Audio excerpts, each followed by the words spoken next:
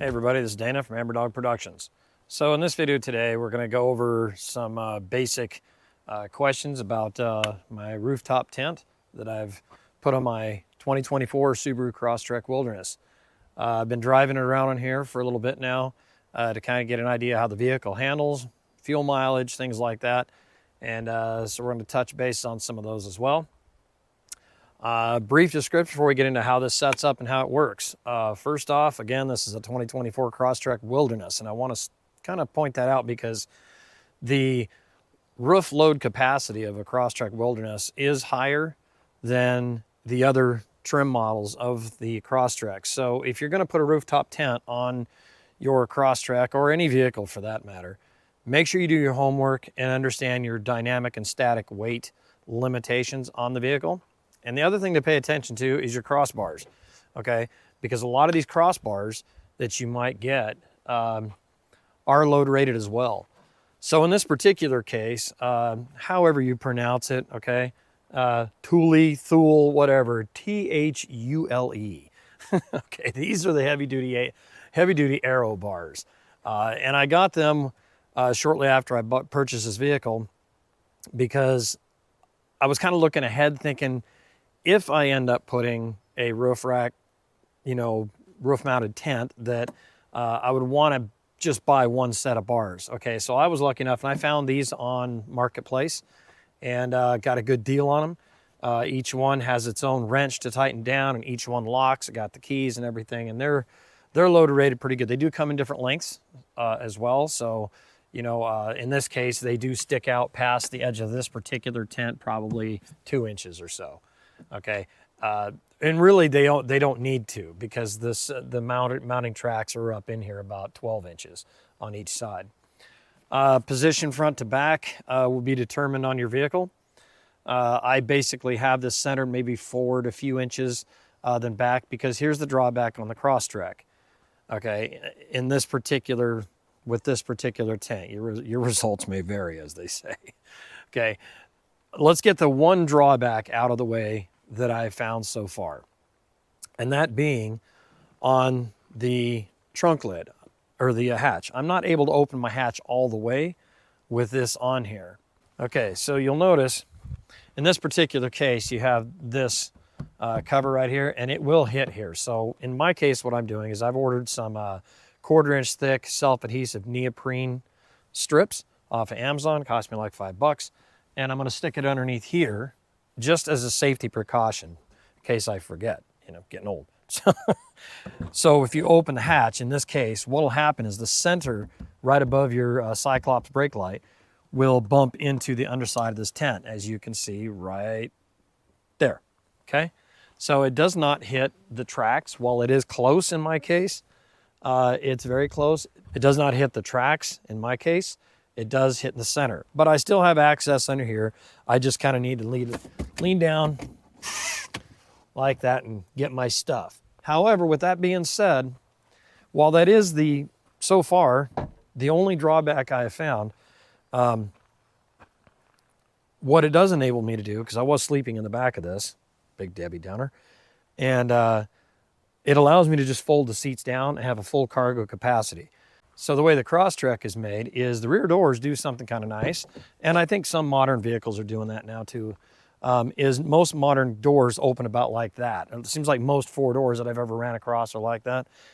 The Crosstrek, however, goes out yet again, okay? And that's a pretty good entrance for my dog and for me. And in this case, what we're talking about today is if the vehicle rear seats are folded down, I have easy access to all of my gear. And because the Crosstrek's not super deep back this way, it is not difficult. So losing the full lift of the hatch is not a deal breaker. In this case, it's just fine. So anyway, what we're going to do today, first let me get the question about miles per gallon. Okay, so the MPG, I've been driving this around for a while, doing city driving, mostly to and from work. There is some highway involved. And one thing that I've noticed in this, with this particular tent, and one of the reasons I went for these, is I'm losing about 2/10 of a mile per gallon. which isn't much. And I think you can attribute that to the height of it. It's only about 6 inches long, or tall, I'm sorry. It's also aluminum, and it's flat topped, okay? So you'll notice a lot of these soft top rooftop tents, when you're looking at them from the hood or from the rear, okay, they raise up about, we'll say, anywhere between 8 to 10 inches, you know, up on each side. And then when they come in towards the middle, remember you're looking from the front of the rear, they'll usually have a rise up in the middle with another chunk. And this whole thing, you know, can get up to, I've seen some of them, they're like, you know, 18, 24 inches tall. Depends on the size of the tent, obviously. But what you end up having is a big flat wall that also has a, you know, a center larger wall in the middle. That's going to add to air restriction, which is one of the reasons I wanted these. Plus, I didn't need a very large tent. This particular one, this is the Roof Nest Falcon. And this is, you can easily put 2 people in here if you want to. I'd say it's a very comfortable 1 person plus dog. But 2 people could fit in here. But with, you know, I'm not going to describe too much about this particular model because it may not be exactly the one you're looking for. The weight on this particular vehicle, or this particular rooftop tent, I think was like 140 pounds. So I'm well below the static and dynamic ratings for this vehicle, well below. The Wilderness is pretty high. Static, of course, being while I'm parked here, dynamic being while you're driving along, how much force can it take? So that is something to pay attention to. Make sure you know the ratings of your vehicle and know the weight of your tent that you're putting on the roof of your car, and any accoutrements, like these run-out boards, for example, and these racks that you may be wishing to add on. All of those factors come into play. So anyway, what we're going to do today, there was one other disadvantage. Oh, it's not really a disadvantage. I'll say, I want to be quite clear and point out the things I've noticed. When I first put the roof racks on, these crossbars, people were asking me, hey, do they whistle? Do they, you know, blah, blah, blah. And in my case, you had to open the sunroof. This particular Wilderness version has a sunroof and stuff. You have to open the sunroof. You could barely hear them. I mean, if you were really kind of like, I'm going to listen for it. So the arrows were good. However, with that said, now that I've added this on, I would say from probably 5 miles an hour up to maybe 25, 30 miles an hour, you definitely hear a whistle. From what? I don't know. It could be the bars, could be the shape. I don't know. It's coming from somewhere. But when you get up to speed, you know, speed like 45 miles an hour or so from there, it just seems to go away. It's really kind of strange. So anyway, the 2 drawbacks, I guess there's 2. You got the inability to completely raise the hatch in my case, and the whistle, if that bothers you. Frankly, I don't care. Crank up the tunes, I'm out. Let's see. Oh, and the other reason I chose this particular tent is paranoia. This is my first rooftop tent. I'm not affiliated with Subaru, Roof Nest, or anybody like that. I'm just a normal guy. But I had people asking. Being my first rooftop tent, there were certain criteria. I wanted the durability of a hard top because I knew it was going to be on here for periods of time. I've seen people, I live in the Pacific Northwest, and I've seen people that have the soft tops with the covers that go over them, and it seems like when you find them used and stuff, most of them are torn, damaged. They've got road rash from flapping and stuff like that. And they're also a little more prone to mold, at least from, you know, reading descriptions. It seems like I was finding an inordinate amount of them that had mold damage. I'm guessing water gets up in them. I don't know. But I've been driving this around for like this last week, and we've been under a deluge for a while now. So we're going to find out if any water got in here during that week. It has a nice gasket I do keep maintained. So with that, let's get to setting this thing up and check it out. Again, like I was saying, one of the reasons I chose this particular model with a hard shell and stuff is durability, but I also wanted, this one opens from the back to the front, okay? Some of them go straight up, some of them go sideways, one way or the other.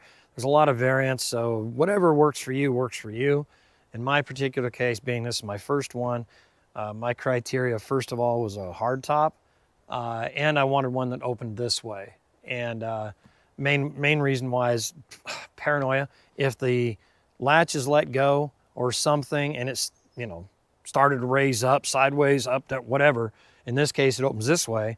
So if it did get loose, shake loose or whatever on the trail or something, it's gonna stay down. The wind is gonna keep it pushed down. So I don't have to worry about that. All right, so we just take this and you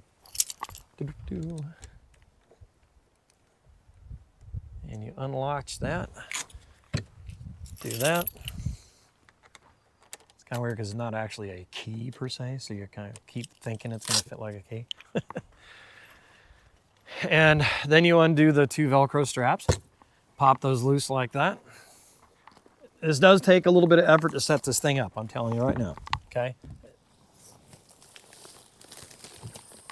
Okay, so that's pretty easy. The other thing I want to try in this case, let me pull it back down here. This strap, or elastic thing, this is to help tuck these in when you fold it away. But I'm kind of curious here. I was kind of wondering this the other day. If I pull that out and just kind of flip it up on this, right about where the gasket is, would that get out of my way? Is it stretchy enough? Oh yeah, it's certainly stretchy enough. Okay. Curious about what's the best way to do it though, so I can get a hold of it later. That works pretty good. Okay. All right. Find out whatever works for you. There, now see what's going on is now my rain fly is not affected by that. So then inside right here, I've got the rain fly bars. Pull those out. And they hook in here.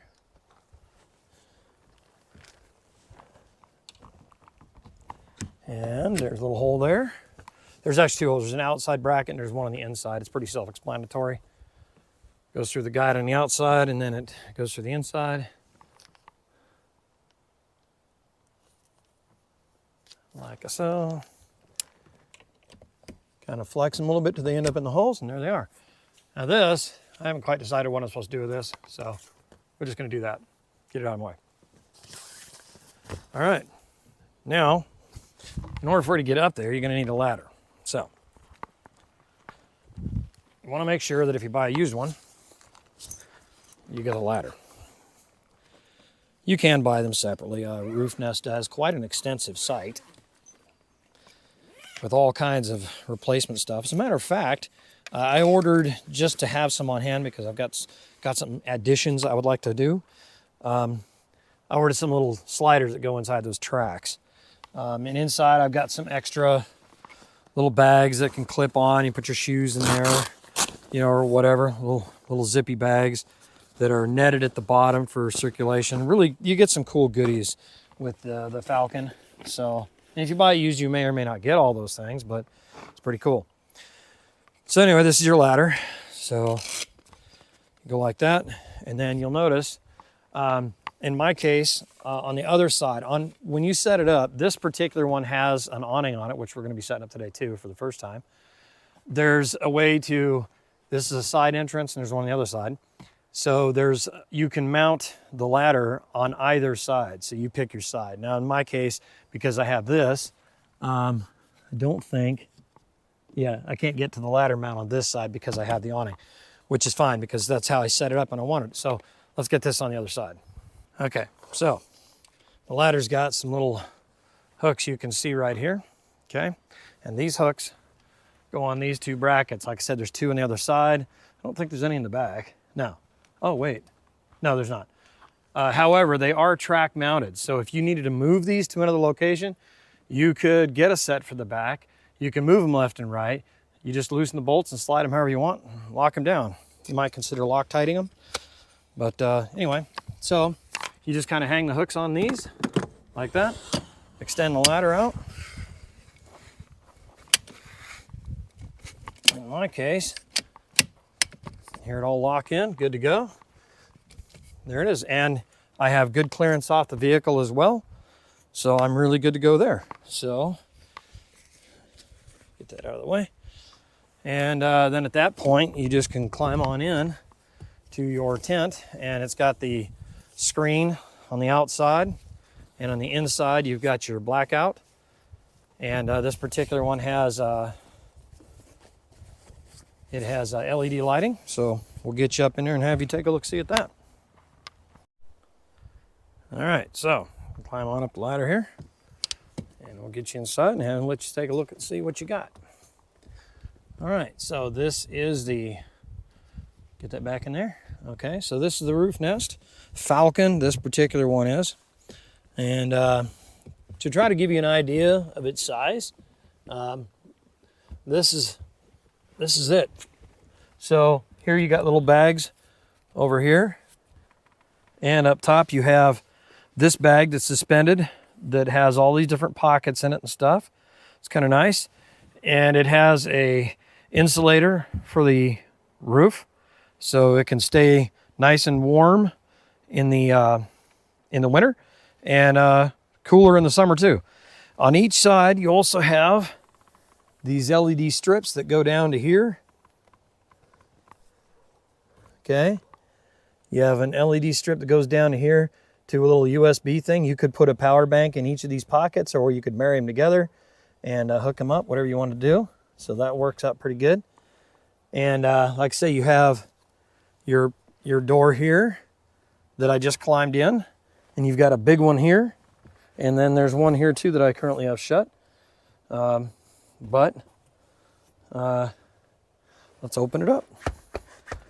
Knock the stuff off my shoes. Like I said, it does come with shoe bags, so that you don't have to worry about getting stuff in here. And in my case, looks like I got possibly a little bit of pitch on my shoes.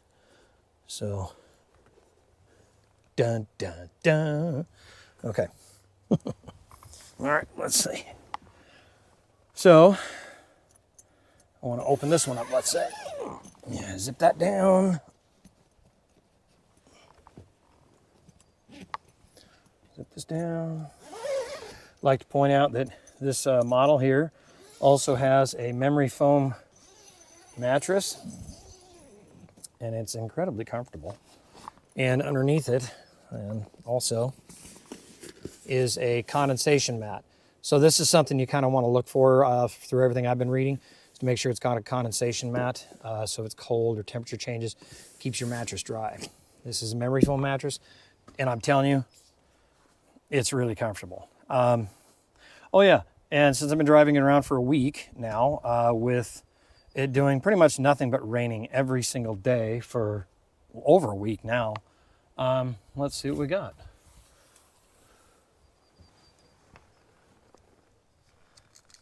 Okay.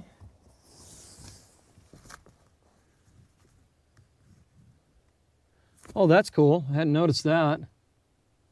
There's a zipper that goes all the way around, so if you needed to replace the whole tent assembly, this whole tent assembly goes all the way around. You can actually replace all the canvas on it if you needed to, for whatever reason. Let's say it just got torn up or roached or whatever. You can get complete replacement for all of it. Anyway, I'm not feeling, this thing is sealed up tight. There's like, by the way, it's really stable up here too. You know, I'm up on top of a car. You'd think it'd be bobbing around, but it's really not. No, it is completely dry.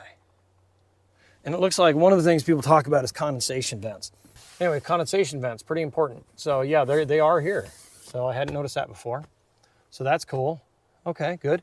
And we've got the little tie-ups, so if you want to tie the curtain up here. So, and then if you want to lay down. So if I lay my head down and I'm close to, the entrance, back down a little bit here. Let's say the tent's shut. Okay, so that's where it'd be shut. Okay, and we just circle on around, and I got plenty of room, piggies. So yeah. Now, as far as left and right goes, you can see I've got plenty of room in here. I'm not hurting for space. Definitely going to be able to sleep comfortably in here. I don't see any problem with that. And if I want to, I can lay down here and get a nice view of the skyline. And it looks like the rainfly, I would need to unhook the bars, flop it over the top to completely have unobstructed view. So like this is the rain fly right here. So if I had that out of the way, I would have a beautiful unobstructed view of the stars if I just flopped it over the hardtop. So that's that. Man, that's nice. I really like it. And it looks like this bag is suspended. You can it looks like you can take it off if you don't want it on there for whatever reason. I can't imagine why you wouldn't want it. And this got a clear pane window for those people who go out in the wilderness and still can't live without movies and stuff like that. You slip your tablet down in there and you can lay here in bed and watch TV just like you were home if you're like that addicted. But I come out here for that. That's what I come out for. It's gorgeous out here. Anyway, so the tent is set up. You saw it doesn't take but just a minute or two to get it set up. So let's check out that awning. So bear with me on this one. I have not set this up yet. This particular awning is made by Rome, and I couldn't tell you if there's poles and stakes and rope in here or not, but we're gonna find out today because I'd like to be able to use this. And if it's not all here and something's wrong, now's when we find out. So we're gonna do this together. All right. So figure out what's going on here. So we got a zipper. Looks like it unzips from the bottom. Yep. Okay. Don't feel like it's full of water. So the rain that's been hitting from the front here has not been getting in, so that's good. Oh, wow, look at that. That's pretty cool. Okay. Can I get that unzipped all the way? Yeah, okay. I have no idea. I've never even seen one of these set up. So I really have no idea what I'm in for. So it looks like we have some kind of a rope thing over there and Velcro. Okay, we got a Velcro D-ring there. Holds that in place. Looks like we got another one over here. Okay, and those just loop out of the way. I'm assuming it rolls out. Oh, yep, okay. That's pretty spiffy. I want to drop it on my car. Oh man, I'll tell you what, if this is kind of like I envision it, this is gonna be pretty cool.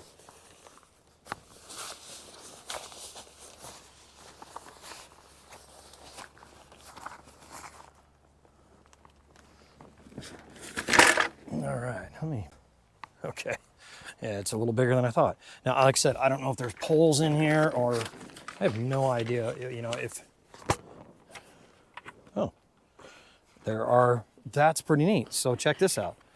It's got built-in poles that kind of fold out like table legs. And it looks like you can adjust them by turning it. And then when you get to the height you want, you kind of turn it, lock it. Oh, this is so cool. Okay, well, I don't know if they lock in or not. Apparently not. All right, let's get the other one out of here. I'm sure that once I do this a time or two, I'll get a little less clumsy about it.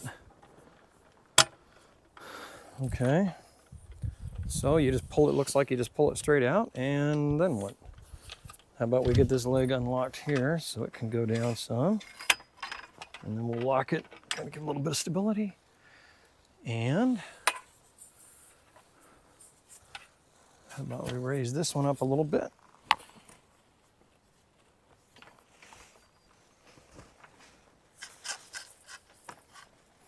Obviously I can get it set. Now one thing I'm not seeing is stakes. Oh wait, what is that? There's more stuff up underneath there. What do you suppose that's for? Oh, no way. No way. Oh, I think they do. All right, hang on. I see something else that I didn't grab before. I'll set that down. Learning together. Okay. So these apparently fold out.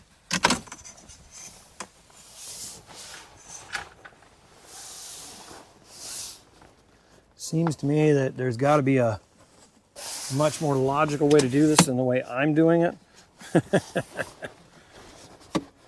Because I don't want to rip a hole in this thing. So let's see here. If I were to bring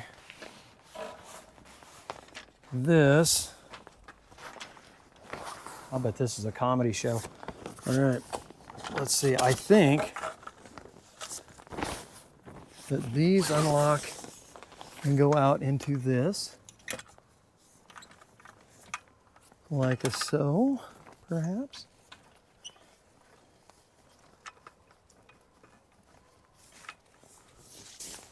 Okay, I'm kind of understanding how it goes together now. Instructions are highly overrated. Okay, and then the other one, oh, here it is.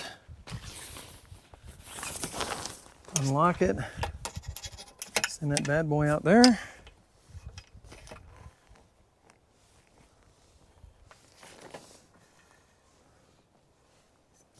Okay, so it looks like you just kind of pull them out and then push them out to their extended spot. And once you get out there, you can lock those like that. Okay, I'll get better at this, trust me. It's funny. Okay, and then these go like that. Okay, we're getting there. That's pretty cool. I don't know if they need what angle they need to be. I guess straight up doesn't matter. Okay. And then that comes out because I don't know what I'm doing. Okay. So it looks like there's also, okay, there's more room to go. Man, these things really go out far. So, okay, get that one locked out good and tight. That way it can't do what it just did. This is how we learn. This is why we do this now instead of later. Okay, so then there's these Velcro things, little Velcro tabs you undo. They wrap around and secure that to that. Like this. That's how that works. So apparently that's what you do. Hi. Hang on a minute. That was the park manager for ranger coming by to make sure I'm legal and good to go to be here, that I got my little slip, which I do. And a wonderful lady, really cool. I enjoyed it. She was actually kind of fascinated by the car too. So anyway, back to where I was at, I was making a fool of myself because I have no idea what I was doing. And we're talking about these Velcro straps. Let me hook one or two of these on over here, just in case I do something else stupid. We'll have a little bit of rigidity. It's got, what do we got here? 1, 2, 3, 4, 5 of them. I don't see the need for me to hook all 5 of them up. And, it's actually pretty stable. So I know I was talking about, I wanted some stakes, but I'm not sure I need them. I mean, that's really pretty stable. So I'm gonna unlock this and raise that up a little bit, lock it again, give myself a little bit of height here on each side. Why? Because I can.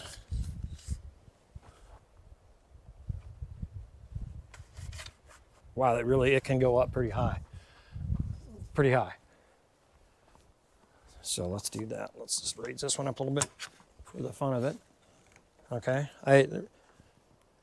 Man, that is really slick. So if it rained, obviously the water would go this way. And where would it go from there? Okay, it looks like it would probably channel down to the sides and fall off on each end is what it looks like it would do if you had it elevated this way instead of the common sense being that way. Not all Velcroed up or anything. Wow, I don't even have stakes on this. The guy ropes that you'd obviously probably, if you had any wind, you'd want to use these. But wow, that's impressive. It's really stable. I like it. I like it a lot. That is sweet. What am I got, a tree above me? Yeah, I got a tree on me. Oh, okay, that's really good. So there's my tent and my hoosegow. I tell you what, I love it. Absolutely love it. You know what? So like tomorrow's Memorial Day, so I have to work tomorrow. If I didn't have to work tomorrow though, this area is gorgeous. I've got a place to sleep. I got an awning. I got a nice little Subaru Crosstrek Wilderness. The scenery. I've got food in the car. You know what? If I can't camp, like they say, if life gives you lemons, make lemonade. Let's make the best of it. All right, so let's see here. What are we gonna do? We're gonna make the best of a situation. Good case in point though, I did find out that if I need steaks, I need to get a couple of 2 steaks for the awning. So that's something I need to get. Since we're here, we're gonna make the best of it. How about that? Like that. Like that. Why blue? Gee, I don't know.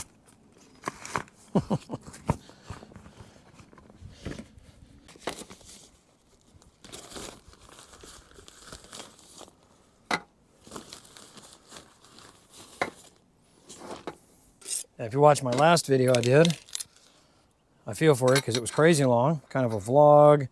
I don't know what you might call it. Interesting video though. I ended up getting to deploy my ROV, which is an underwater remote control vehicle, remotely operated vehicle, as they say. And I got it down under the water, and it was an incredible experience. So if you haven't seen that video, and I did some shorts too, and a little how it was done video. So if you're interested in anything like that, check out that video.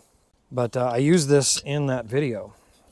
And this is a product, if you're not familiar with it, very small. As you can see, it all fits inside there. It's made by Jetboil. And it's a pretty neat little setup. So in this case, what I'm gonna do is I'm gonna take some water, take this bad boy, and we set that on there. Okay, I kind of want to get this in frame because this is pretty cool. This logo right here, as it heats up on the Jetboil, it changes color, kind of lets you know where it's at.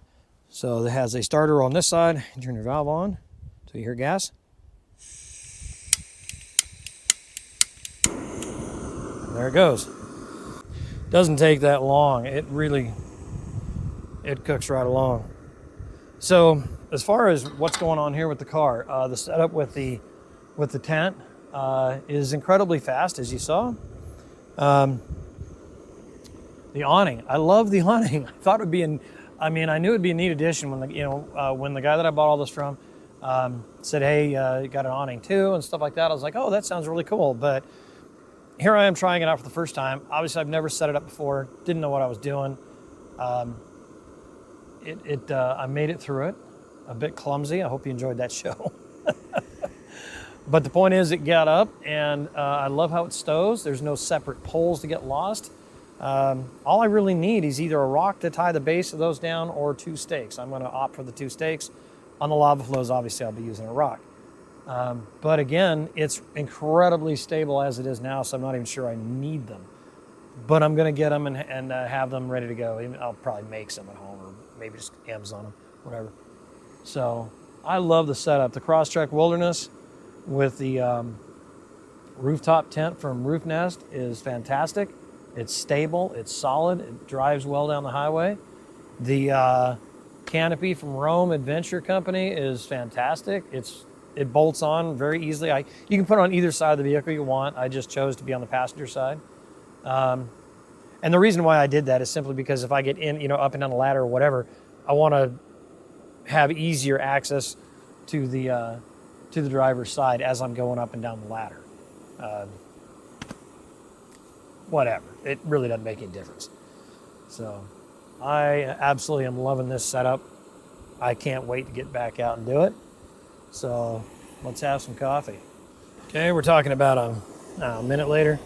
You can see, and I had it turned down pretty low. You could really get I guess if you cranked up the heat, you could really get it going fast. But you can see this is now orange. So it definitely cranks up pretty quick. Nice little kitchen set from Gerber. Picked that up at REI. Now we're going to take 1, 2 heapings. Right?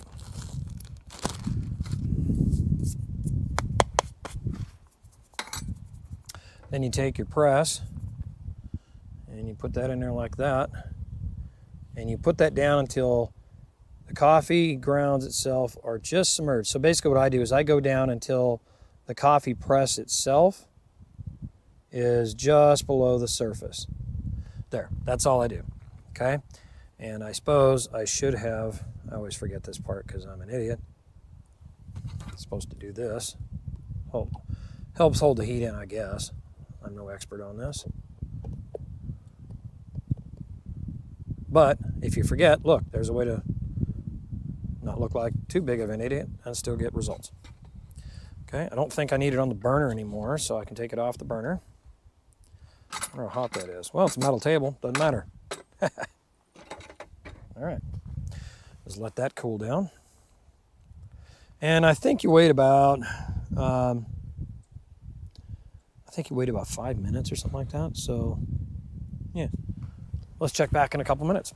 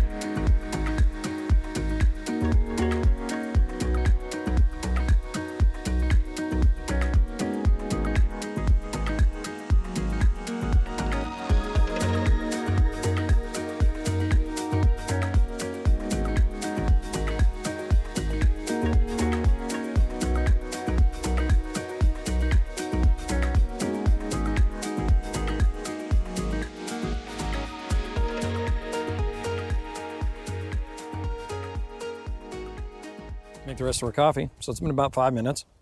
And you slowly press this down. And that pushes the grounds to the bottom.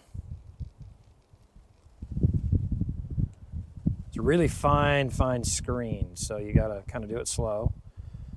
And then there's a gasket around the outside. So you don't want it to blow up through the side and get coffee grounds and stuff. But, you know, hey, if you do, it's not the end of the world. I mean, you're out here, so beggars can't be choosy, right? So make sure that lid's on, and I'm going to put it in my favorite cup, my 101st Airborne logo. By the way, Memorial Day weekend. Thank you to veterans, but today and this weekend, tomorrow especially, on Memorial Day itself, do take a moment and thank those who didn't get to come home with their families. As a veteran who have lost friends in the military, in the service of their country, I miss them to this day. And just take the time to remember them, because for all the political divide and stuff we've got going on in this country right now, which is pretty chaotic, just remember you could be living under a communist government right now or something else, thanks to those who gave the ultimate price. They gave their lives and their families who lost them gave up everything as well. You can't patch those holes. So freedom's not free. Remember that. All right, so let's have our coffee. I think that's one of the reasons I like getting out here like this so much. I'm by no means an expert at it. I kind of stumbled into the whole thing with my love of Clear Lake. Kind of put me here, but that's how life is. You know, life is kind of like a road, and sometimes you take detours and find yourself some pretty cool places. Sometimes it ends in disaster, and other times not. But here I am. I've been blessed to have the ability to do some fun things and film them and explore and discover, and life's just amazing if you don't spend all of it full of hate. You know, just don't focus on all the bad stuff. You know, kind of like all this. Man, I'll tell you what, this is awesome. This makes me happy. This makes me feel good. Being out here makes me feel good. So if you're feeling bad, find something that makes you feel good. It's one thing great about this country, that those who gave their lives for, it's one thing great about this country. You have the freedom to do so. You also got the freedom to be miserable. Your choice. I'm going to wipe this off. Yep, I heard somebody say something once, and honestly, I don't remember where I heard it, but it was really interesting. So the saying was, when you get up in the morning, choose to have a good day. It's not always going to be easy, but choose to have a good day. And I thought that was a pretty interesting, first time ever using these. I thought that was a pretty interesting statement. Choose to have a good day. Sometimes it's hard to do when I get up at 8:30 in the morning. And I'm not always successful, you know, but if you choose to have a good day, you've already started off on a good foot. Not to be confused with Bigfoot. Coffee. Oh, damn, that's good. So is the view. Okay, well, I think what I'll do is I'll enjoy my coffee and the scenery for a little bit, and back it up, head on back home, get ready for work tomorrow. Guaranteed, though, tomorrow I will be thinking about those who gave their lives, gave it all for you and me and everyone, all Americans, regardless of ideology, religion, or political affiliation. All of America united. They gave their lives for this country. Not a party, not a religion, nothing. They gave it for this country that belongs to all of us. So I hope on Memorial Day, if you see this after Memorial Day, I hope you took 5. If you didn't, you know what? I've never met a vet yet who didn't like to hear someone say thanks for your service. So to the veterans who didn't get to come home from all the way back from the 1775 to present, tell them thank you. I choose to believe they can hear you.